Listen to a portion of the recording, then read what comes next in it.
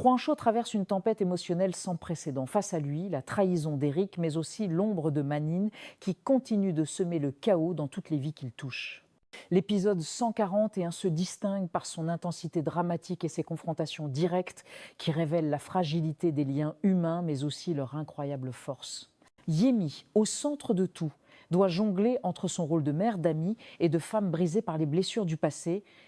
Elle découvre que la douleur ne s'efface jamais totalement, mais qu'elle peut être transformée en moteur pour continuer d'avancer. Sa relation avec Juancho vacille. La confiance est fissurée et chaque parole prononcée devient un poids supplémentaire sur leurs épaules. Mais pourtant, derrière cette rupture qui semble imminente, on ressent encore l'amour qui les lie, même dans la tourmente. De son côté, Éric reste partagé entre l'admiration qu'il a toujours portée à Yemi et la colère sourde qu'il éprouve face aux vérités qui se dévoilent. Ses choix précipités, ses silences et ses gestes trahissent une immaturité émotionnelle qui pourrait lui coûter cher.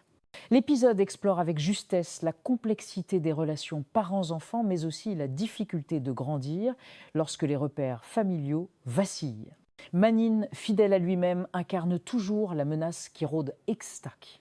Sa manipulation et sa cruauté rappellent que le danger n'est jamais loin et que tant qu'il sera en vie, aucun personnage n'est réellement à l'abri. Cet antagoniste magistralement construit renforce la tension dramatique de l'épisode et redonne un rythme haletant à l'intrigue. Ce qui frappe dans cet épisode, c'est l'authenticité des émotions. Chaque regard, chaque silence, chaque geste révèle une profondeur psychologique que la série parvient à transmettre avec brio.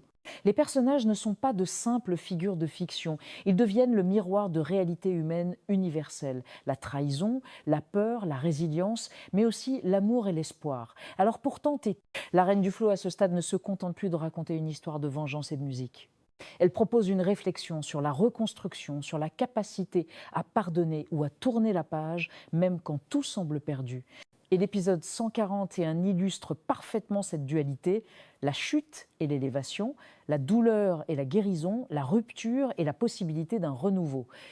En clôture, cet épisode est une véritable leçon de dramaturgie. Il nous plonge dans les abîmes du doute et de la colère, mais il laisse aussi entrevoir une lueur d'espoir.